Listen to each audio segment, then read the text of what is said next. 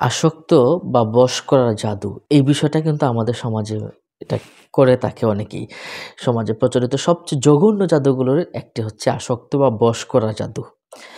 এই জাদুর মাধ্যমে নিজের প্রতি আসক্ত বা অনুগতি বানিয়ে নেওয়া এটা সাধারণত পরিচিত জনদের ভিতরে কেউ করে থাকে, যাদের দ্বারা ফায়দা হাসিল করা যায়।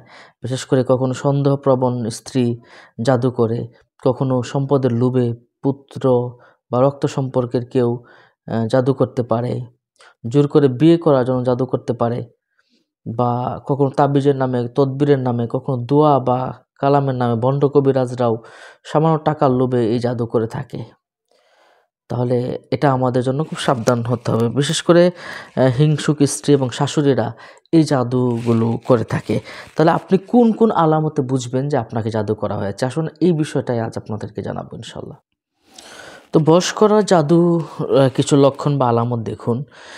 যদি স্ত্রী যদি বশ করে থাকে বা যে বশ করবে, ওই যদি স্ত্রী আপনাকে বশ করে, তার সবসময় স্ত্রীর চিন্তা মাথায় ঘুরবে, অন্য কিছুতে মন দিতে পারবে না। আর যদি স্বামী বশ করতে থাকে, তার স্বামীর কথা সারাক্ষণ মাথায় ঘুরবে। তো এইভাবে যেই বশ করুক না কেন, তার কথাই সারাক্ষণ মাথার ভিতরে ঘুরপাক খেতে থাকবে। এরপরে দেখুন গুরুত্বপূর্ণ একটা বিষয়, সবসময় স্ত্রীকে দেখতে ইচ্ছে হওয়া, বাড়ির বাইরে থাকতে না পারা, বাড়িতে থাকলে সারাদিন স্ত্রীর পিছু পিছু ঘোরা। স্ত্রী যদি বশ করে থাকে তাহলে এই বিষয়টা কিন্তু হবে। আবার দেখুন, যখন তখন স্ত্রীর সঙ্গে শুধু সঙ্গম করতে ইচ্ছা করবে, সারাদিন এই চিন্তা মাথা ঘুরতে থাকবে এবং সহবাসের ব্যাপারে অধৈর্য হয়ে যাবে। এমনটা কিন্তু হতে পারে। তাহলে বুঝতে হবে যে স্ত্রী তাকে বশ করার একটা জাদু করেছে। আর স্ত্রী যদি জাদু করে থাকে বিশেষ কোনো কারণ ছাড়াই কারো প্রতি অতিরিক্ত অনুরক্ত হয়ে যাওয়া। আপনি যদি স্ত্রী যদি জাদু না করে থাকে, তাহলে অন্য কারো প্রতি কোনো কারণ ছাড়াই তার প্রতি হঠাৎ করেই অতিরিক্ত তার প্রতি ভালোবাসা হয়ে যাওয়া, এমনটা যদি হয় তাহলে বুঝবেন আপনাকে বশ বা জাদু করার একটা বিষয় করেছে।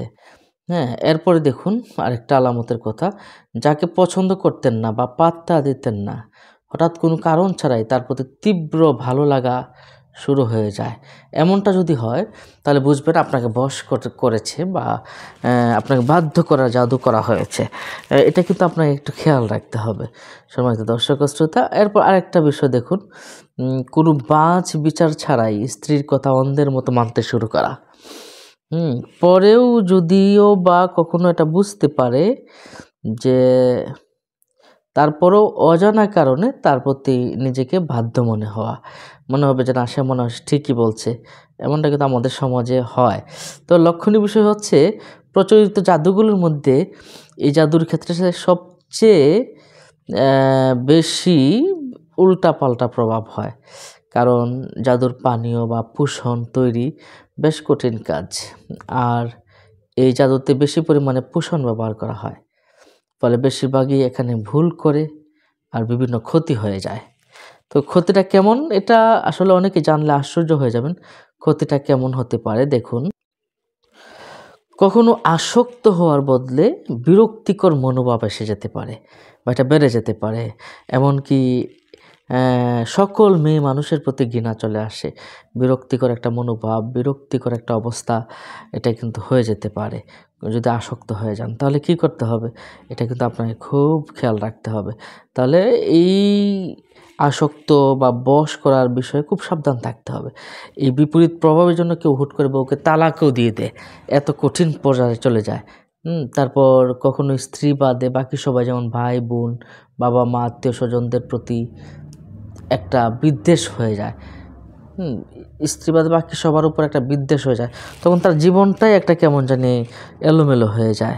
এরপর দেখুন, এই জাদুর প্রভাবে মানুষ কখনো একদম পাগলও হয়ে যেতে পারে। কেউ যদি একদম পাগল নাও হয় তাহলে কিন্তু পাগলের মতো আচরণও করে। সুতরাং বশ করার জাদুর ক্ষেত্রে, আসক্ত করা জাদুর ক্ষেত্রে আপনারা খুব সাবধান থাকবেন।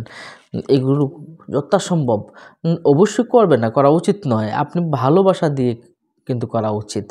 তো এরপরে কখনো মারাত্মক অসুস্থ হয়ে যেতে পারে, তখন কাজকর্ম দূরের কথা, তো বিছানা থেকেই কিন্তু উঠতে পারে না। আর একজন ডাক্তার চিকিৎসা করেও তেমন কোনো উপকার লাভ করতে পারে না, তেমন কোনো উপকার হয় না। তো এই জঘন্য জাদুর কারণে এমন উল্টাপাল্টা সমস্যা হয়ে যেতে পারে। এই জাদুর ক্ষেত্রে সাধারণত জাদুর পানি, মিষ্টি কোনো দ্রব্যের উপর ফু দেয়, পানির উপর ফু দেয়। তো এই ক্ষেত্রে আপনি রুকিয়া নিজেই রুকিয়া করবেন।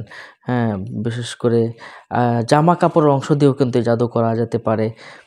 তো এই ক্ষেত্রে আল্লাহর কাছে দোয়া করতে হবে, রুকিয়ার নিয়ত করতে হবে।